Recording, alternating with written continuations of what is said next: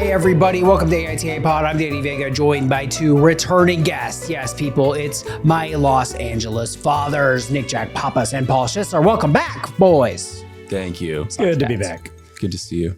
It's good to see you guys, man. It's good. And Paul, every time I see you, you just have this, like, I don't know. I think I'm ripping your stand-up bit, but just when you're just like, I love a quiet room. Because it's finally... That was the first thing I did. When I'm walking into your apartment, I was just in awe of like, wow, you live by yourself? Wow. I get it now why you were saying that, as opposed to like, you don't have roommates? Like, you're doing so well, but you were just being like, wow, imagine a place. It was both. It was both. Yeah. Wow, you can... Okay, yeah. Nice and quiet. Paul's outnumbered. 3 kids, and then it's you and your wife versus the 3 kids. That's tough. Yeah, and she's the favorite, so... Oh, so you're the bad guy. I'm not the bad guy. I'm just not the good guy. This is hard because I'm definitely the favorite. So really, in denial. And I can say that because Anna's not going to ever listen to this podcast. But.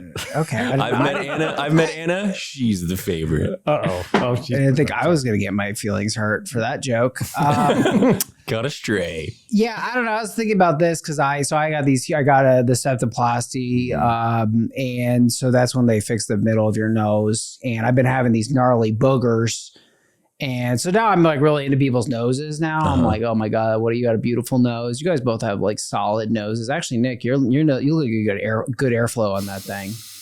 Are you saying I have a huge nose? I'm half Greek, and my dad always hated nose jokes because I think he grew up with them. Oh, yeah.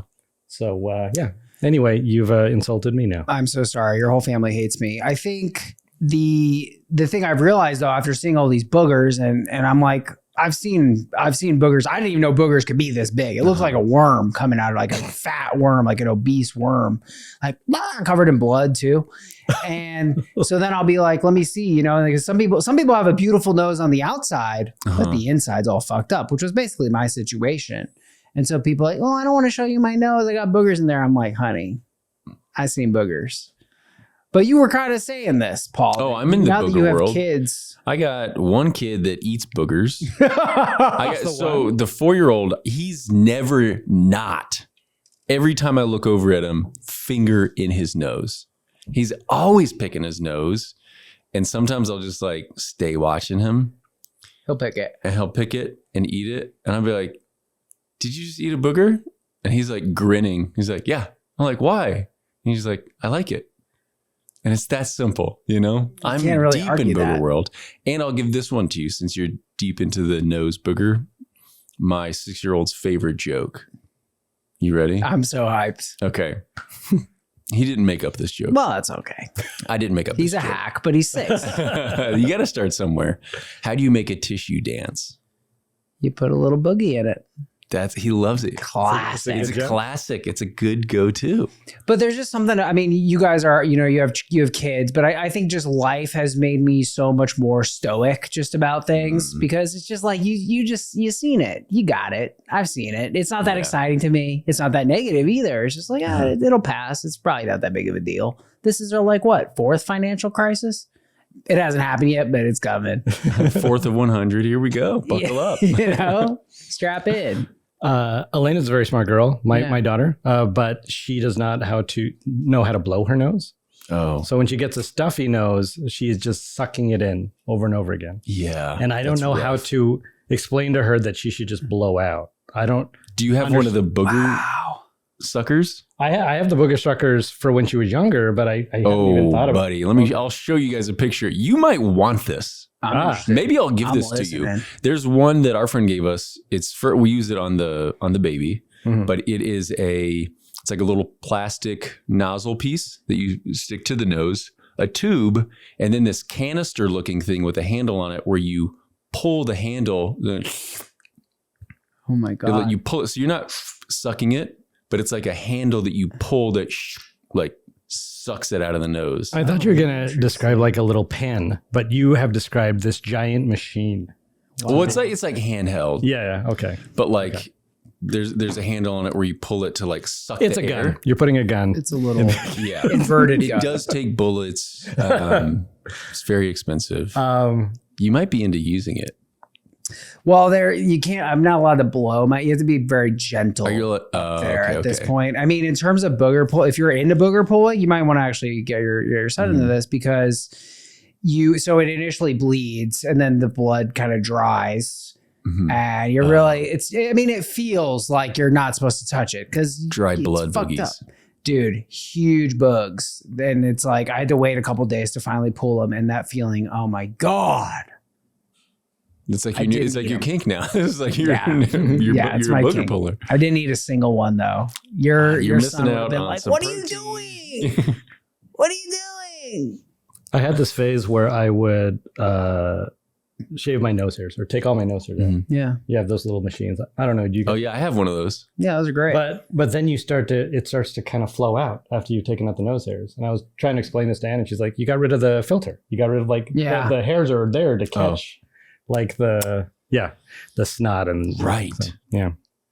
So I have stopped doing that. So I'm going to start to get those scraggly old man. Nature's natural filter. Well, you got to just kind of get the part that people can see. Yeah. You don't need to just give it a haircut. Yeah, give it a haircut. Exactly. Don't go in there, but just like surface level. Just like a bowl cut on my nose hairs. Well, we got a little listener submission for you guys. We're going to do a bunch of these things. Second story, AITA for saying a memorialization period had ended. AITA for stereotyping lesbians. But first, folks, it's AITA. I adapted this from a TikTok. This is actually a transcript of a TikTok I saw. AITA for firing someone for cheating on their spouse. I was criticized because I fired a team member who was cheating on their spouse. People didn't like it. They thought it shouldn't matter. That's their personal life. But here's the deal. If somebody's willing to cheat on their spouse, they're going to cheat on you. They're going to cheat on you in your workplace. They're going to create unethical situations. And they're going to be so defocused because there's this really unethical situation happening inside their life. It wasn't popular, my choice. It wasn't. I don't regret it for a minute because people who are ethical and people who look to me to ensure that our environment is made up of ethical people, those people now trust me more. And people who maybe are a bit looser in what they expect of people around them, they probably don't like that, but they can go. We don't need them here. AITA. A lot of judgment, a lot of people that don't cheat on their spouses can also be horrifically unethical and bring a lot of negativity and cheating and stealing into the workplace. It sounds like this person has maybe been cheated on and he's just on this it's interesting. Vendetta. You assumed it was a he, as did many of the commenters. It was a her. Maybe she's been cheated on. Yeah. And so she takes it as did the person who got fired, was that a man or a woman? That is unknown. Unfortunately. Yeah, I didn't see that. But they weren't asking AITA in any capacity. They were just saying, I did it and I'm proud of it. And it got 50,000 views, or it was popular. Yeah. I've heard of this only happening at Christian organizations that have that expectation and I don't know. I've never heard of that at it would look like a real estate company. I don't know. I've never heard of that Christian before. Real estate. That probably exists. Yeah, I guess so, right? Have you been to Mississippi before? Alabama? No, I haven't. I actually haven't. I think the lesson here is that if you are cheating, you should not let your boss find out about it. Oh, yeah. So how did that happen? I'm sure that there are other people in the organization who are probably cheating too. Yeah. And they're getting away with it.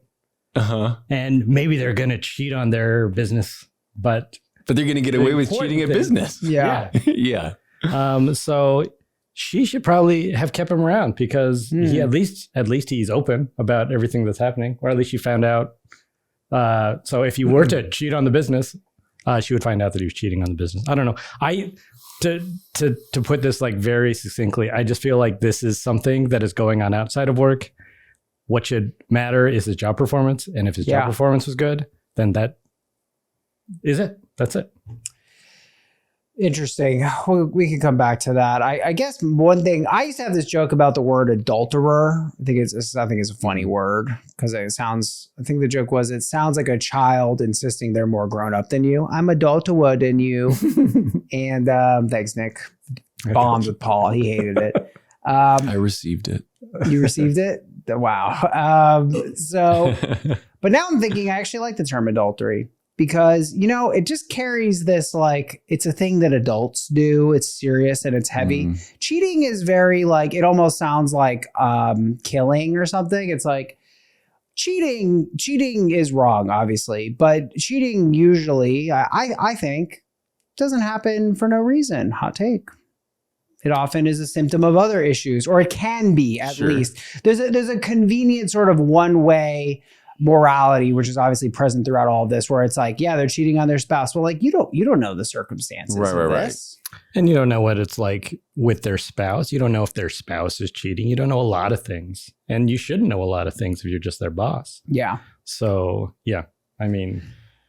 There's a judge, jury, executioner energy for this to me, like, I don't know that it is unethical. I don't know. I think that's a great example. If this was cheating in response to cheating, are you going to say it's unethical? I'm kind of like, sounds messy, boy, but I'm not here to, how could I possibly say it's unethical? Yeah. I think the judgment and reasoning behind it is just too weak because again, there could be people at that same office who are also like, oh, I better not let her find out that I've been cheating on my spouse.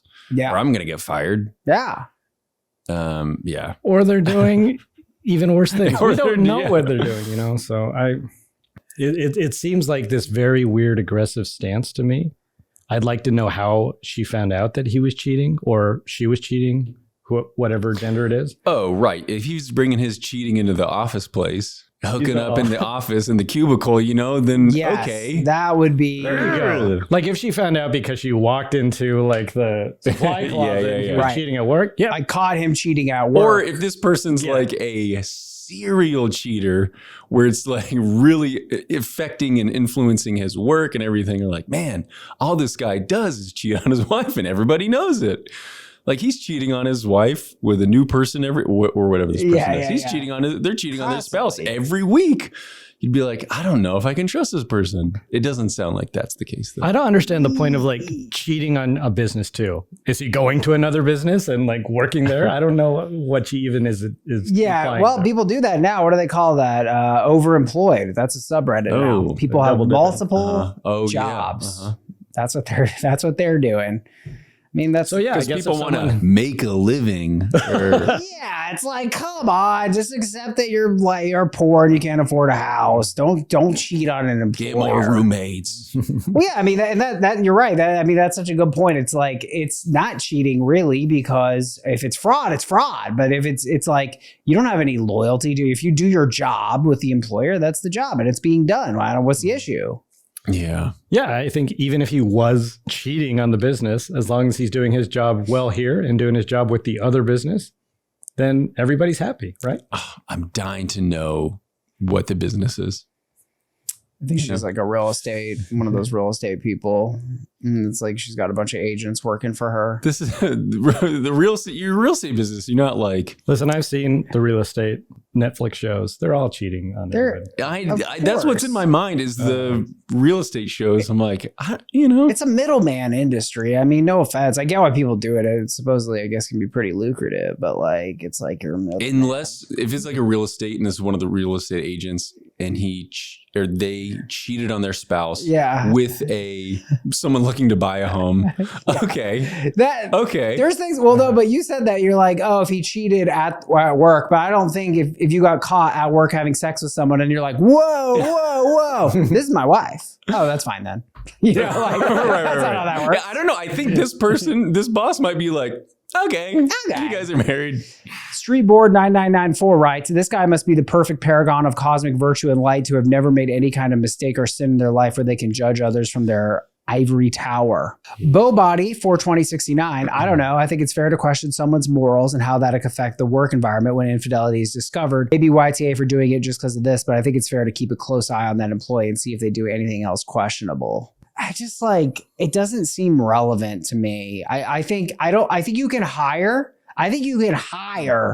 based on personality and personal relationships, right? For instance, if you guys are like, Danny, I want to work at the company you work for and I recommend you and whatever, I happen to be your manager and I bring you in because I know you because you're my homie. But then for whatever reason, you know, we have a personal falling out and we're not friends anymore. And now I try to get you fired. Now that's not fair.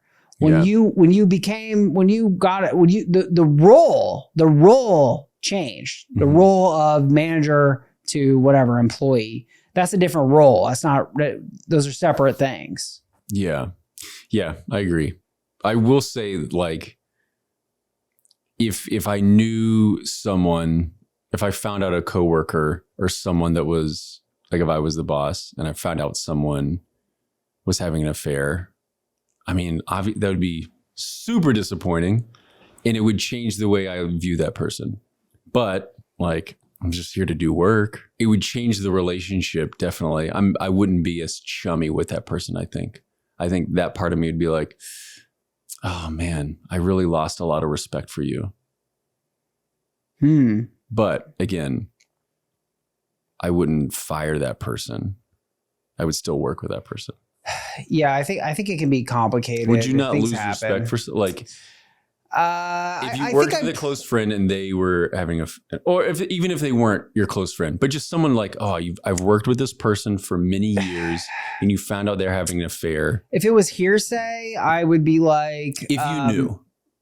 What do you mean? If you knew they were having an affair. If you told me you were having an affair, I would be like, well, what happened? Would be my first question. Of course, but you'd still be disappointed. I would be disappointed because that means, it means your marriage is on the rocks, like a lot of bad things. Sure. But I don't know that I would, I probably would immediately have a level of judgment and think you were doing something bad. I would have that flash, but I would have questions because I think that it's complicated. You know, blowing up a marriage, not super fun. Divorce, not fun. I agree with, like, you can't just like slam down this hammer of judgment on someone. Right. You want to be caring to this person without like, well, you're the devil and I'm not. That's not fair. There are serial cheaters and there are people who are total assholes. They exist. But I think if someone is in a committed marriage and then adultery happens, it's kind of like, you know, what happened, Paul? And then you would tell me, well, me and Annabelle had this deal from when we were 16 years old. She said if she quit smoking cigarettes, I would take her to an F1 race. Calling back to the situation. I used to work at a gym in college. The boss cheating on his wife. Okay. No respect for that guy. Yeah. I still showed up and worked. I didn't quit the job. I know this is a different dynamic or whatever. I'm being overly nuanced about it. Most of the time, it's a man who's a piece of shit. That's most cheating in my view. It's like, yeah, whatever. She doesn't know. It's like, that's like the energy you get. Yeah, I would judge the shit out of that. I'd be like, you're a fucking asshole, bro. Yeah. There's also one of the coworkers. This guy was cheating on his longtime girlfriend with like one of the front desk girls. Oh my God. And I was like, but you have a girlfriend. Like, why are you doing it? Like, stop. He's like, I can't help it. You know, we still work together. I can't help it. I don't know. I just think that work is not life. And what I'm doing in my personal life shouldn't matter to my boss. The fact that she knows this or she is so close to him that she knows this is a little bit of a red flag to me too. Yeah. Because she's getting too involved in like what people are doing in their lives. Just be a boss. Don't be... Yeah, how did she find out? There's so many other... I'm sure that there was just gossip. I'm sure that someone else went, guess what I found out about this guy? Right. He's a cheater. Happens. She decided, then I'm going to teach him a lesson about life. And it's like, is he selling houses? I mean, it's the weirdest thing is if this is a real estate company, it's not like she's paying him. Like you don't get, you get paid when you sell a house. Yeah. So he's like, okay, I'll find another real estate company that I can go to and give part of my money to. I don't know. It's right. Yeah. Anyway.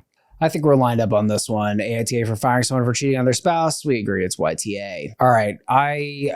They're not liking me on the subreddit for this one. They don't like my opinion. AITA for saying a memorialization period had ended. My buddy had a dog that was almost 20 years old. For the last few years of the dog's life, it needed intense care and attention. So much so, my friend basically became reclusive. He completely stopped traveling, didn't go back home to see his family around the holidays. He wouldn't even see movies in theaters anymore, and that was his favorite activity. He did leave the house for work every day, fortunately. With the dog being his whole world, it was devastating for him when the dog passed. Admittedly, he took it better than I thought and was back at work the next week. He has a nice shrine at his house with photos of the dog, its collar on display, etc. A year and a half has passed since the dog died, and yesterday I was wearing one of those custom shirt my girlfriend got me on a TikTok shop that is basically a collage of my two dogs' heads. I saw my friend, he complimented my shirt and asked me to ask my girlfriend to send him the link because he wanted to order one with pictures of his dog that died. I guess I made a face because he was like, what? I just said it had been quite some time since his dog's passing and it feels like the memorialization period is over. He called me an asshole and stormed off, AITA for saying a memorialization period had ended. Let him have the dog. Let him have the dog shirt. It feels like, why do you care? I felt like it was a joke. This guy's a fucking dog shrine. We're gonna sit here and act like that's normal. Who cares? I don't think it's normal. I'm not mad at it. I don't think it's normal. Thank you. But who cares? I'm not mad at it, but it's not normal. But it's fine. It's fine, but can I roast you a little bit? I mean, you guys can roast my apartment. You know, is it normal to have two green screens just set up like this? In LA, yeah. Okay. Well, that's fair. Context, you know? True. That's true. I really have a split feeling on this because I think that people can love their dogs as much as they love their kids. And that's kind of a thing now. Like dogs are getting their lives extended to incredible levels. 20 years now. 20 years. And should they? I was talking to a vet and he said that his job was awful. And I was like, oh, it's because you got to put dogs down. I'm sure that's hard. And he said, no. It's because I have to keep dogs alive. Because there are dogs who should not be living to 20 years. And owners are not willing to let them go. Okay. Wow. I'm on board with this. And I thought that was very eye-opening to me because I would never think like a vet would be like really hurt when he's like, I don't want, how could he tell them it's time for your dog to go? I want to know more about, did he give you any specifics on what that means? What that means as far as keeping dogs alive? Yeah, like why doesn't he like it? I mean, is it because the dog is still miserable or suffering or? Yeah, I think he sees it as the dog is suffering. He will see people bring in dogs who are barely walking anymore, things like that. Oh, right. And they will do anything to keep their dog alive. They'll spend any money to keep their dog alive. Yeah. And he should be, in my mind, financially fine with that because like, hey, I get more money. But that's not what's important to him emotionally. Is like in his heart, he feels like it's time for this dog to go. But people are holding on too long. And I think this is this thing that's been happening recently where people are having less kids and their only emotional connection is to their pet. And I think that's fine. And pets are great. I love my dog. It's this love that like my dog loves me more than my daughter does. Let's be clear about that. Like my dog is always happy to see me. And my daughter's always happy to see me too. But she doesn't look I can understand. I can understand why he got so close to the dog. But yeah, like to have a shrine to the dog a year and a half later, this is a tough one to me. This is really tough. I'll give you that, like being so offended is a bit much. If you want to leave pictures up and the dog collar up, that's fine. You know, it's on your mantle, pictures of your dog, go for it. But I do agree the whole like, oh, how dare you joke about my dog who died a year ago? Buddy, let's grieve and move on. Okay. Your dog would want to see you with other dogs. Yes. Get the t-shirt. That's fun. Leave the picture and the collar up. That's fine. But I agree. Like everybody's like, whoa. Yeah, it all feels very unhealthy to me. That's it. See, to me, the premise of the joke is not, if he said, fuck your dead dog, I'd be like, okay, all right. That's pretty funny. You're an asshole. You guys laughed. But like, he didn't say that. What he kind of is calling out is like, there's kind of a normal or like an expected period for how long you mourn an animal or a dog, wonderful souls as they are. And then to memorialize, like the joke isn't that shitty. It's just kind of like alluding to this behavior, which you were about to say it's a lot. It's a lot. I want to know, hey, to to the person who lost their dog, hey, what's beneath the surface? It's got to be more than just you losing your dog. What else is going on that gives you such a like strong emotional devastation with a dog that died a year ago? What else is wrapped up in there? Yeah, it's making you be so like. You really have a good point, because I don't think we're going into. There's really something deeper here, I think, about him having this emotional connection to the dog, probably because he doesn't have an emotional connection to anybody else as strongly. Yes. Yeah. This is something that I'm sure your viewers or your listeners will not like, but dogs are not people to me.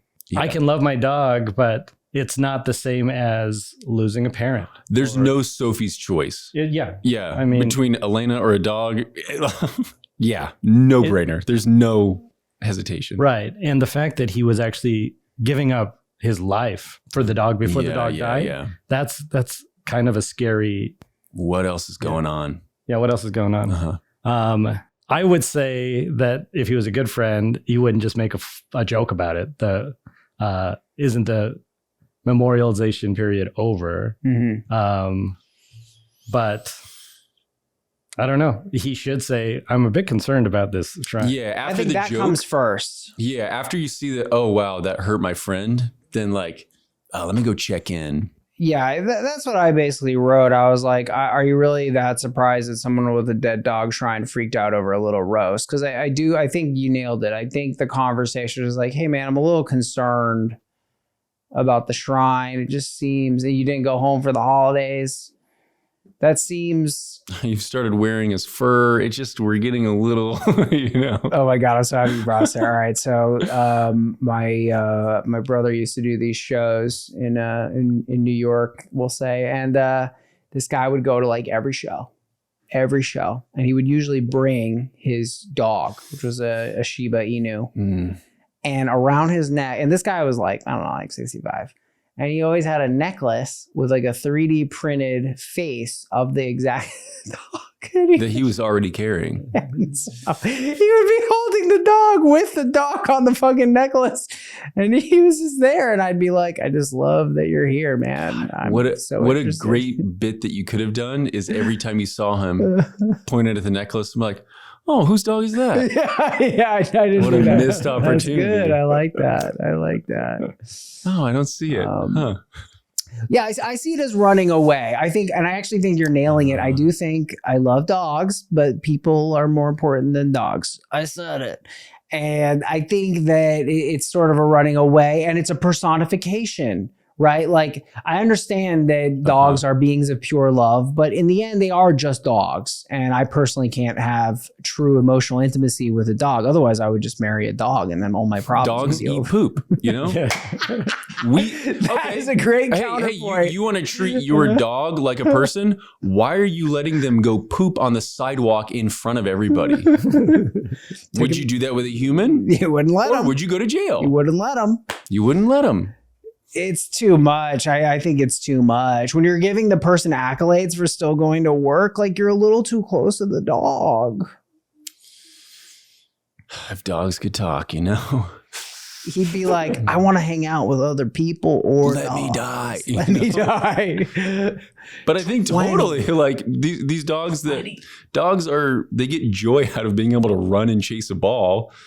And then if a dog can't walk or see, and they're losing their teeth, what a miserable existence for that dog. Mm-hmm, mm-hmm.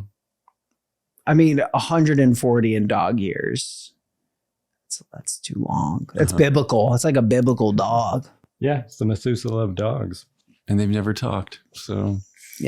So I don't know. Are you guys to me, this feels almost like, I'm trying to think of an example. It'd be like, if you're like close with someone and then you're just kind of like pointing out a little bit.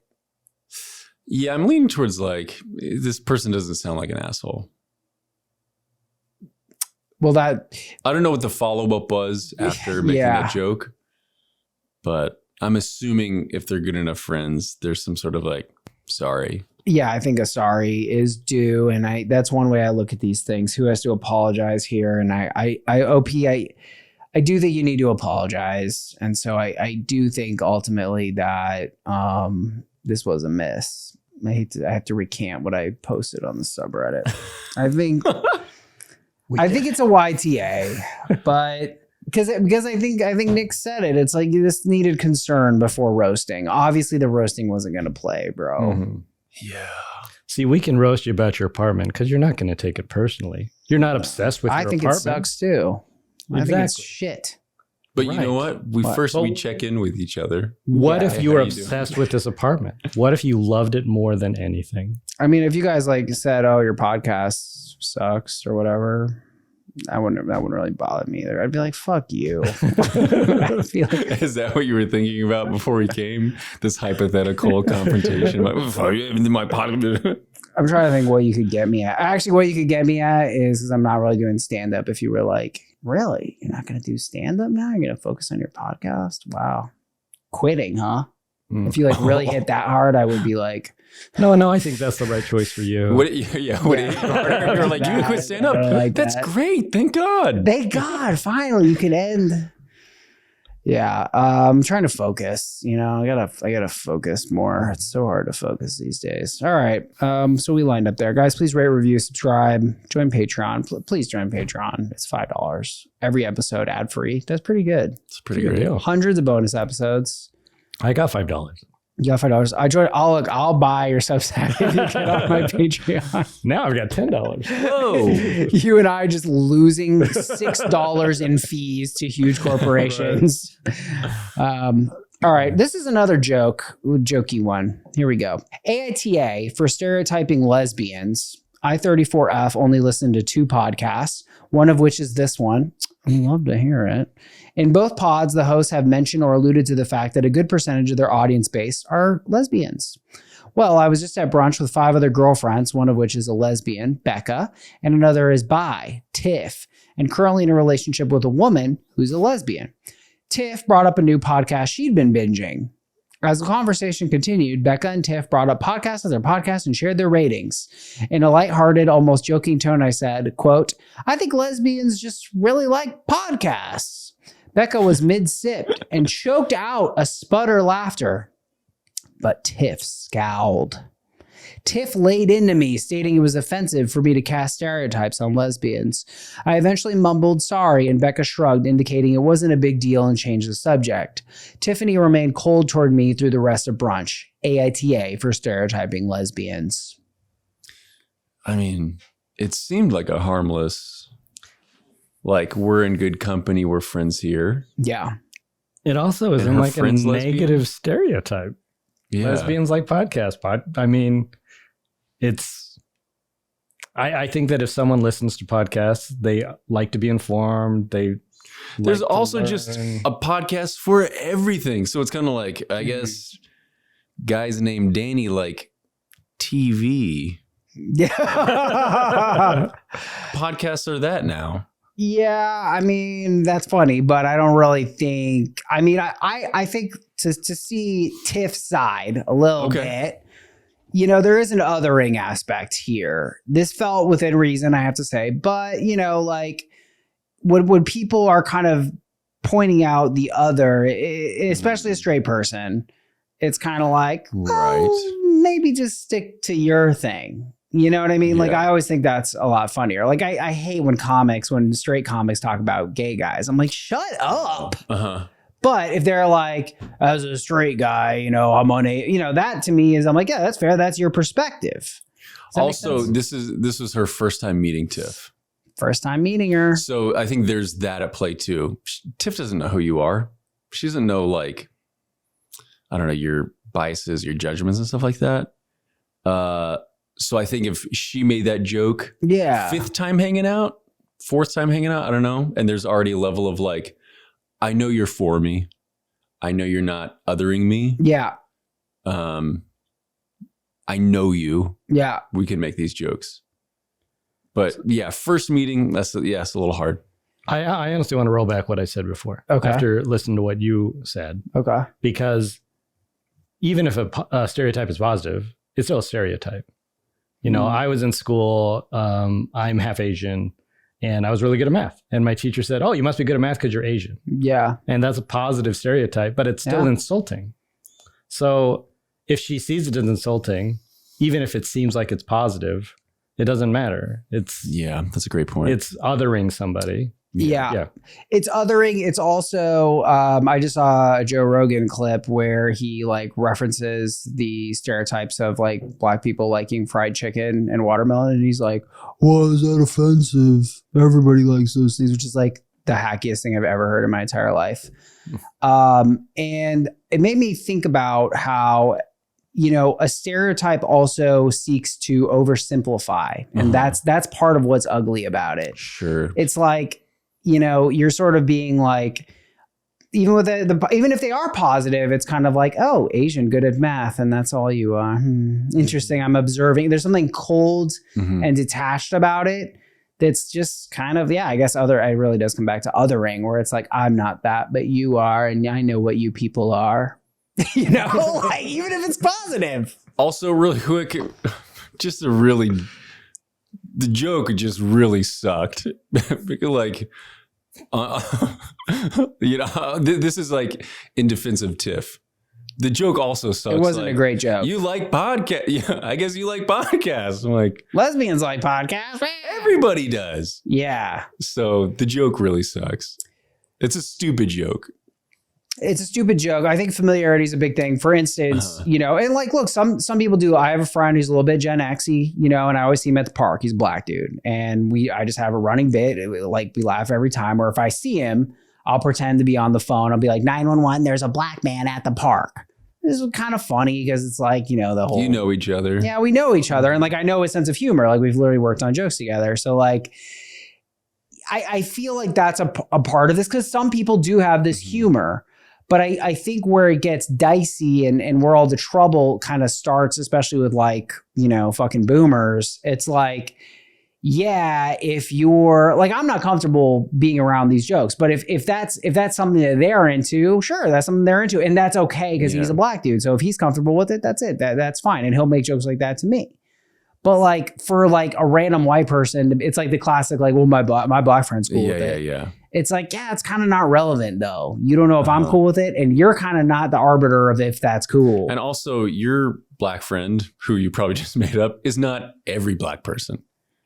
I will know, and I would. Oh my god, I would never make that joke to someone I don't know. Oh my god, they would think I meant it. I would love to see. They would think I meant it. You know. So I kind of do feel, let's see, we've got some comments. Exploded Orchestra. This reminds me of a friend who asked if all gay people love dinosaurs because all the gay people she knew did. I mean, it is kind of a funny premise, but again, it's going into this thing of like, I know who you people are. It's like, no, bro, like, that's ridiculous. You're like being... You also sound really stupid. Right? Right? We got Bowbody 42069. Some people are just too sensitive, not the asshole. We live in a world where people jump at any opportunity to throw an ism at somebody. Like, this isn't a big deal. It's too dismissive. I think there's this weird thing where people get offended that you got offended at something they said. Mm-hmm. It's this feeling now, this cancel culture feeling, where you think, you're taking away my freedom to say anything I want about a group of people. And I'm like, yeah, you shouldn't be saying that. Yeah. And somehow they take that personally. Like, we're saying that they are a bigot, or we're saying that they're racist. No, we're just saying that it's not your place to say this. It's not your place. And they get, it's weird to get offended by someone else being offended by you. It's weird to get offended by someone else getting offended. Sorry, one more time. It's weird to be offended by someone else being offended by you. Okay. Yeah, like it's like they mirror it back. Right. Like, if that's their experience, then why are you offended by that? Yeah. Like, if they felt hurt by that, they felt hurt by that. Why are you pissed about that? Yeah. Yeah. It's cheap. Shallow. If you're comfortable and you guys all laugh about it, that's fine. But I think this is a little too comfortable. OP, I'm sorry. AITA for stereotyping lesbians. It's soft, but yeah, I think you can't be doing your lesbian material if you're a non-lesbian. Build a trust. build the trust, and they'll know there's no malice there. It's just a throwaway joke. And make it a better joke. I think it was develop funny. the joke. Explain to us why lesbians like podcasts. That's what I'm just kidding. Yeah, we just, as comedians, we don't like the joke. Or because I'm like, what podcast were they talking about?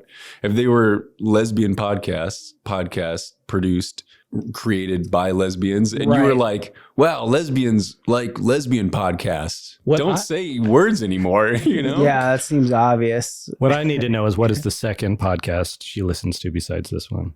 Oh, yeah. Yeah. And she's going to say it's Joe Rogan. And I'm like, okay, you're the asshole.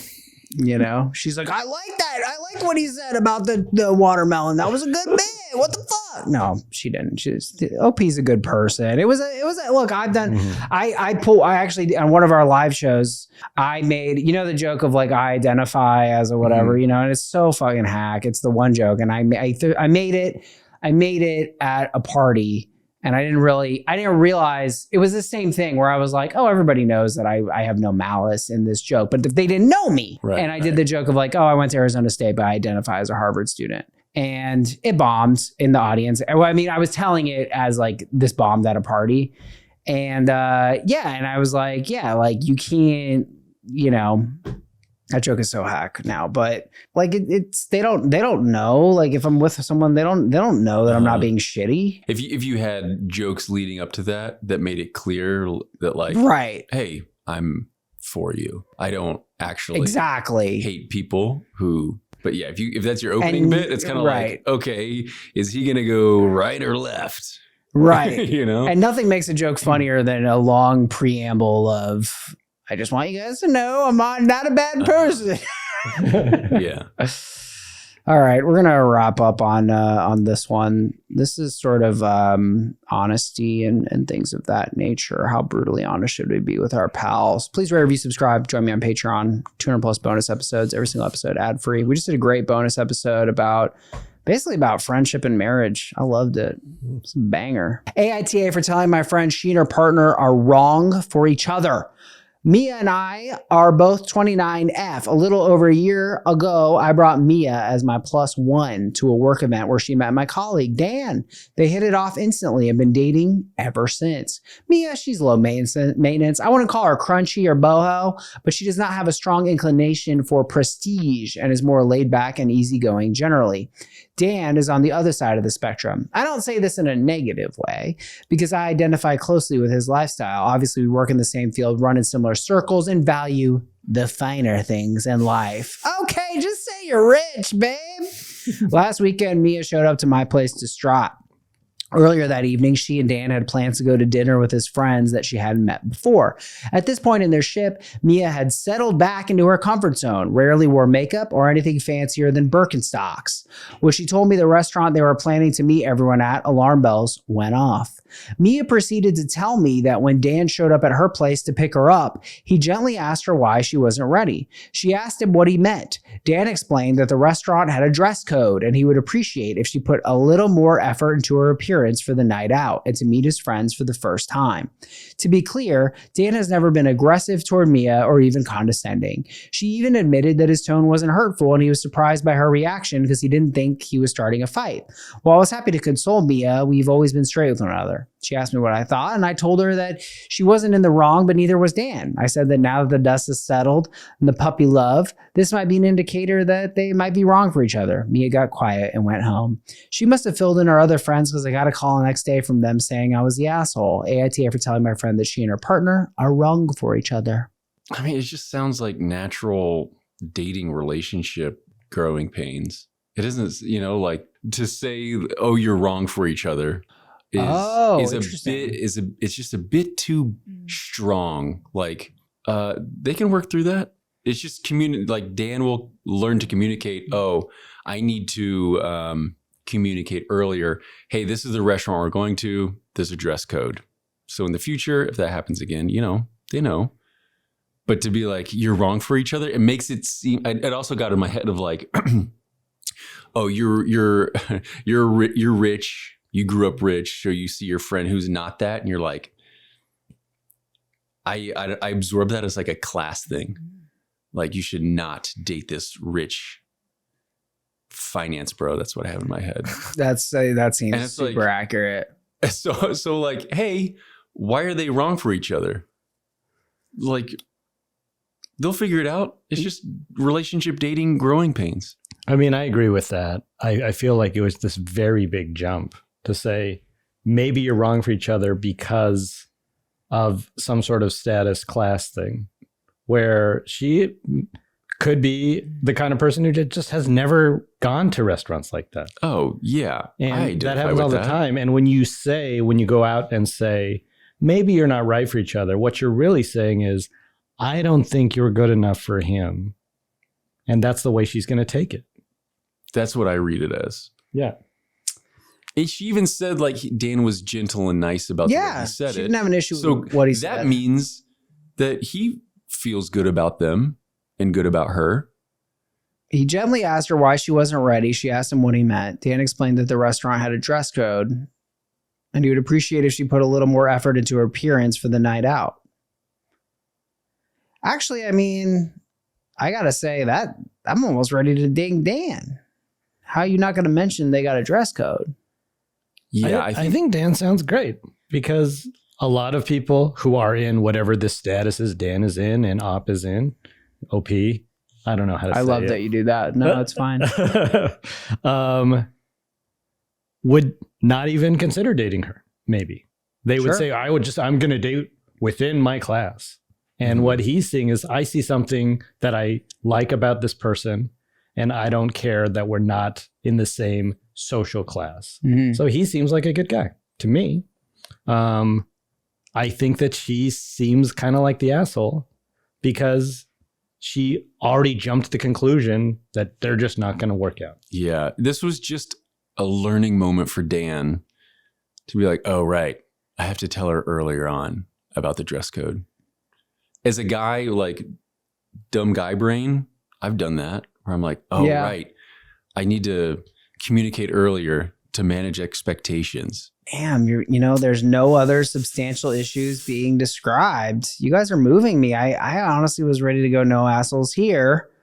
It kind of does seem like this is a minor incident, which OP is actually kind of catastrophizing. It's like, why would this mean incompatibility just because you weren't ready for the dinner? Yeah, I think catastrophizing is the right word for that, because it's an amazing leap forward. You could say, oh, maybe you guys can work this out if this happens or this happens. But what she said is, well, it's not going to work out. She did say might, but just that she went that far. She said, I said, now that the dust has settled on the puppy love stage of their relationship, this might be an indicator that they are wrong for each other. I don't think the might does enough for me. Yeah. I think she's saying that they're wrong for each other. I can see myself saying that, though, over the course of other things, but I think OP would have included a little more. It. Also, the whole like opposites attract. Like we see that so often in society or in movies or whatever, where I don't know, like finance person with someone who's crunchy hiking, whatever. Sure.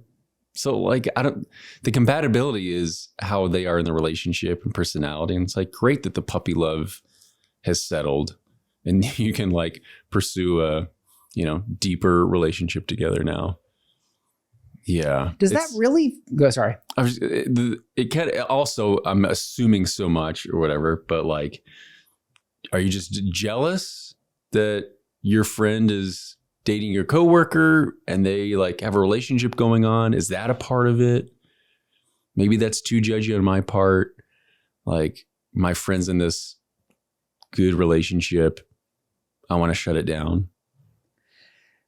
I mean, it doesn't seem to be malicious. It's a new relationship. I mean, we didn't get that much detail into how this interaction played out. Sure. I mean, you guys are married. I'm trying to think of a situation. I mean, here's the situation. If you're very excited about what kind of products do you buy? I guess you don't really buy. Do you buy yourself anything now? You got all these. My wife buys everything. Your wife. You're not allowed to go to the store. She dresses me. Yeah. She'd prefer I don't. Well, for instance, there's companies that make like basically like black market one wheels, Mm-hmm. And maybe I'm telling you guys are like, we don't even fucking care. But I'm like, I'm so excited to get this new, black market one wheel. You know, I'm going to get it, the float wheel. And then I get it and there's an issue. You guys don't really know. And so maybe say, well, maybe just return it. Return it? How are you? What the fuck? And I get mad at you for saying that. Isn't that kind of what happened here? No, because we're talking about people and not one wheels. But Paul, that's fair. But also, go ahead. So I grew up pretty poor. And in my life, I've had these experiences where I have had to mingle with rich people, or I've gone to very fancy restaurants. And I felt out of place, whereas a restaurant isn't even considered fancy to some of these people. It's just a restaurant to them. Yeah. Yes, you know what I mean? So true. So for her to not know about the dress code seems very honest and human to me, because she probably just has not been in that circle. And for him not to tell her about the dress code also seems human to me. Yeah. Because he's in his circle too. So when he's going to this restaurant, it's just restaurants to him. It's not a fancy restaurant. I understand that. Restaurants. I'm with you. So for her friend to suddenly come to the judgment phase of it's not going to work out because that's not what she said. It is. She said it might not work out. No. Maybe you're not a good fit. Maybe this might be an indicator that they are wrong for each other. Okay. And what I was getting at with my one wheel discussion, and there are people to me, I have a fucking one wheel shrine, Paul, and I'm going to get one on my shirt and you can't stop me. No, but the idea is that there's an emotional investment there. And isn't it kind of a normal thing to throw out over the course of a conversation? I'm guessing how things were said, for her to just be like, I don't know, maybe it's an indicator this is going to work out. I don't know. Like, that's what she said. Is it wrong? Yes, I think it is wrong. I think we all agree that that was wrong. But it doesn't necessarily seem like something that must be said with malice.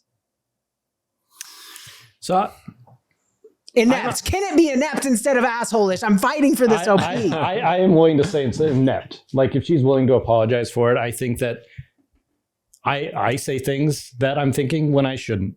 So if she's thinking it, that's fine. But the fact that she said it is where it becomes a problem. So I don't know if maybe there's no malice there. It's just a feeling that she has, but she decided to say that feeling, and that's where it became a problem. And now that she knows that it offended her friend, she just needs to apologize. So she is the asshole, whether it's with malice or with just being ignorant. Either way, she made a mistake. There's a way to approach that conversation with your friend where you're not saying it at her, but you can ask questions about your friend and what they're feeling about it. Like, does this change the way you feel about Dan? What does that make you think about, you guys, like, in the future? Like, do you want to go to these dinners with him? Yeah. Do you want to be a part of, like, do you want to have to get dressed up and go to these dinners? So asking questions instead of like placing that on her. I think that's the way to approach it. It was pontificating. It was hasty. It was maybe even condescending. It comes off as a little, it's condescending. If this was a romantic comedy, you're the bad guy in the movie. That's it. Yeah. I agree with that. Life's a rom-com. I think I did get malice. I got the boys to take the malice off you. We can get you in on ineptitude. This was a botch, but you weren't necessarily, being malicious about it. Dawn Fan Trainer wrote, light YTA or NAH. She did ask for your opinion, but it obviously wasn't what she wanted to hear. I'm guessing that on top of being emotional from the situation, she was hoping to hear words to help her relationship. But hearing you say to end it added on to the feelings. She may have also taken your words as you always feeling like they were too different and that it wasn't going to last. Yeah, it doesn't feel like a vote of confidence. It doesn't feel like a lot of understanding was displayed. We didn't hear about how this whole conversation played out. So if that was like just one thing that was said, I think that was fair. If she had been like, could this be an indicator of deeper incompatibility? That doesn't seem. I mean, don't say indicator or compatibility. Just ask like, well, what does this make you feel about it? And I think when you start using words like indicator and compatibility, like, I don't know, this is your friend you're talking to. Oh, okay. So I'm hearing from you actually something slightly different, which is maybe that the issue was this turned into advice giving when it was more of a. I think that's a big part of it. Oh, so was that the botch? The botch was that in this moment, it wasn't just telling her what she what didn't want to hear. It was that this was a be with me in my feelings moment and help me explore my feelings. Don't give me advice moment. Because that's got to feel insecure. Yeah. Your boyfriend shows up and is like, why aren't you dressed up and fancy? That sucks. Yeah. That can't feel good. That's tough. All right. I'm sorry, OP, but AITA for telling my friend she and her partner are wrong for each other. We got malice off you, but I think it was unsolicited advice. You went too far. You catastrophized. I think an apology is due, and yeah, I think it is. You're the asshole. But like, you're the butthole.